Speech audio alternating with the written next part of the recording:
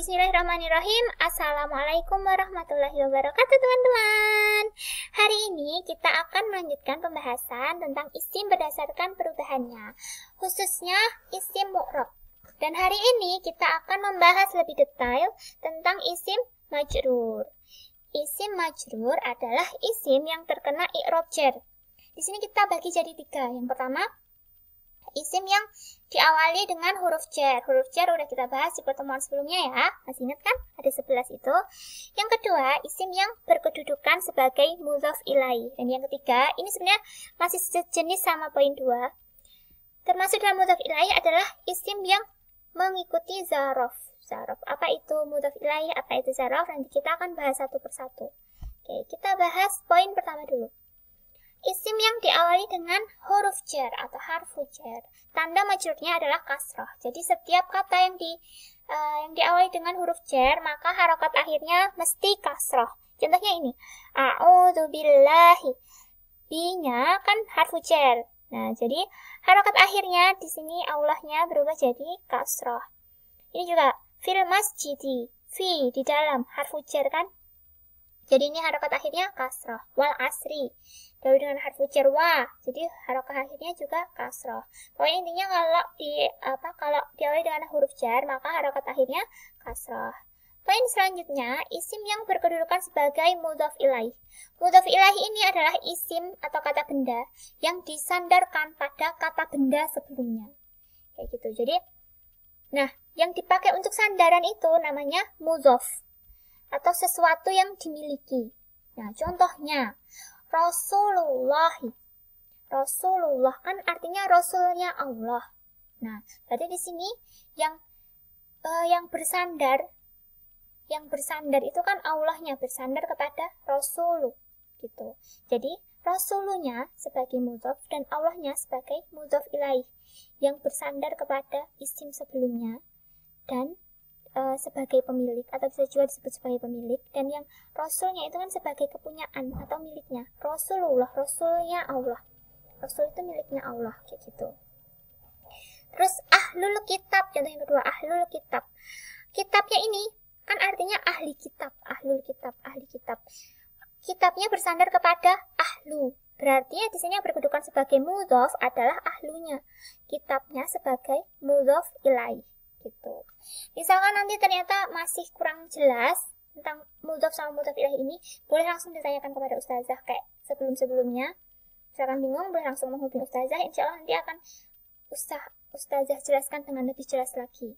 Nah, di sini kalau mudhof ilaih itu harokatnya selalu kasrah, dia selalu majrur. Kalau ingat-ingat, kalau mudhof ilaih dia selalu majrur. Tapi kalau mudhof dia nggak selalu majrur. Kadang dia marfu, kadang juga mansub, kadang juga majrur. Tergantung posisinya dia sebagai apa gitu. Misalkan ini. Qala Rasulullahi. Berkata Rasulullah. Berarti kan Rasulullahnya ini berkata, dia melakukan pekerjaan, berarti dia sebagai subjek kan. Berarti dia marfu. Jadi harokatnya dhammah, rasulunya harokatnya dhammah gitu. Terus ini, saya mencintai Rasulullah. Mencintai Rasulullah berarti Rasulullahnya kan sebagai objek yang dikenai pekerjaan. Yang melakukan pekerjaan yang sebagai subjek saya. Saya mencintai Rasulullah. Rasulullah sebagai objek. Berarti dia mansub. Kalau mansub berarti harokat akhirnya fathah gitu. Contoh yang ketiga, nu'minu bi rasulillahi. Kami beriman kepada Rasulullah. Karena di sini dahului dengan huruf jar di rasuli. Berarti dia masuknya majrur gitu. Ingat-ingat. Jadi ingat-ingat ya, kalau dia sebagai mudhof ilaih, berarti dia selalu majrur, selalu kasrah harokatnya. Tapi kalau dia berkedudukan sebagai mudhof, dia kadang bisa marfu, kadang bisa mansub, kadang bisa majrur juga gitu. Nah, ini pembahasan yang ketiga. Poin yang ketiga, termasuk dalam mudhof ilaih adalah isim yang mengikuti zaraf. Apa itu zaraf? Zaraf itu adalah kata yang isim mabni, itu maksudnya isim mabni, kata yang menunjukkan waktu dan tempat. Misalnya amama. Amama kan di depan. Tahta di bawah, menunjukkan tempat. Pada waktu sore, bisa juga menunjukkan waktu-waktu. Pokoknya zaraf ini menunjukkan waktu dan tempat. Pada waktu sore, pada waktu pagi gitu. Di depan, di bawah, di atas gitu-gitu. Nah, contohnya ini. Yajlisuna amamal baiti. Mereka duduk-duduk di depan rumah. Karena dia didahului dengan zaraf, jadi dia harokat akhirnya juga jadi kasroh, baiti, jadi baiti gitu. Terus yang ini kan didahului dengan tahta, tahta syajaroti, jadi dia harokat akhirnya juga jadi kasroh gitu.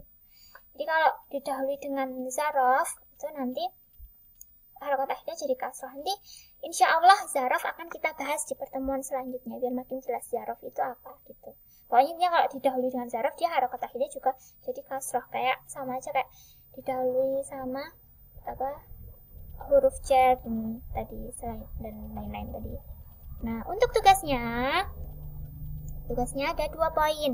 Yang pertama, berilah harokat akhir pada kalimat ini. Ingat, perhatikan, di sini ada huruf jar, berarti harokat akhirnya apa tadi? Nah, silakan cuma ini tok ngasih harokat akhir tok. Soal yang kedua, tunjukkan mana mudhof, mana mudhof ilaih. Ingat, mudhof ilaih. Daftaru Ali, bukunya Ali. Nah, ini mana yang mudhof, mana yang mudhof ilaih. Nah, gitu.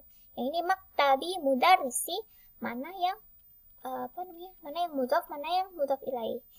Nanti cara ngerjainnya kayak slide yang ini. Nah, dikasih tanda kayak gini. Ini mudhof ilaih. Gitu ya, yang poin 2 tadi. Oke, sekian pembelajaran kita hari ini. Terima kasih sudah mendengarkan. Semoga bermanfaat. Assalamualaikum warahmatullahi wabarakatuh.